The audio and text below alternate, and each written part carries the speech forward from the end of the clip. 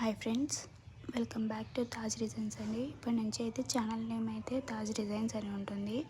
ఎవరు కన్ఫ్యూజ్ అవ్వద్దండి. ఇంకా ఈ నేమ్ అయితే ఫిక్స్. ఇంకా ఈ డిజైన్ వచ్చేసి జడలాగా ఉంటుందండి. జడ ఎలా అల్లుకుంటామో కొద్దిగా వన్ స్టెప్ అనేది వస్తుంది అంతే.